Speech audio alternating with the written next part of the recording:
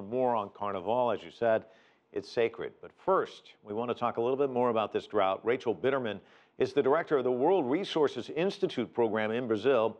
I asked her what's driving the drought. Well, bad management of our resources. We also have been very abusive in the way we use water. We have been spoiled in a way, using water more than we should. So it's about time we learn how to deal with our resources here. A lot to learn with this drought this year. Well, I mentioned that the reservoirs are running dangerously low. The biggest one is only at 6% of capacity. We have some pictures of some of the reservoirs just to illustrate how serious this problem is.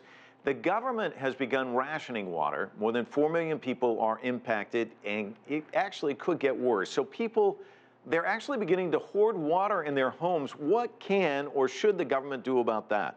Yes, people are buying water reservoirs for their houses. They're building reservoirs in their houses. We are lacking materials in the city stores to build those. And government has only now started to create the crisis committees, and not much information is accessible to the population.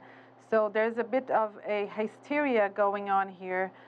People not knowing what will happen, and we seem to not be able to have water for the next year, enough for the next year.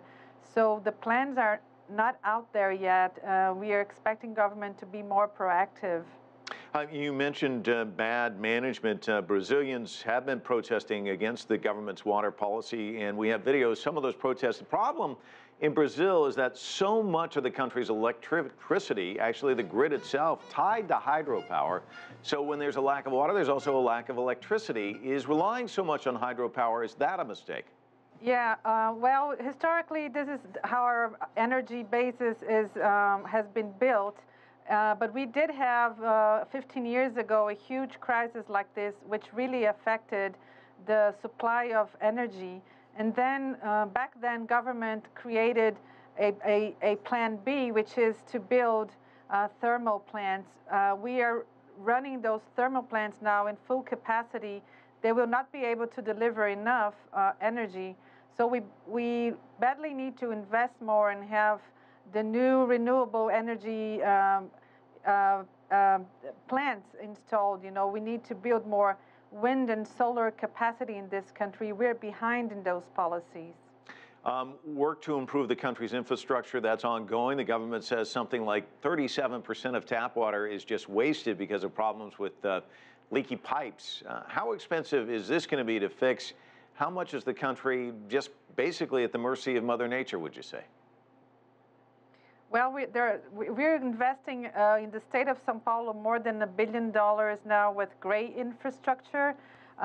We, from the environmental movement and environmental organizations, believe that it would be wiser to invest in the long run to restore the capacity of nature to retain water. So restoring our forests is very, very urgent. We've been destroying forests for 500 years in this area of the country.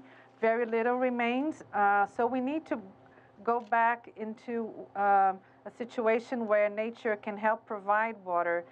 Investments in only gray infrastructure, meaning civil construction, will not be enough.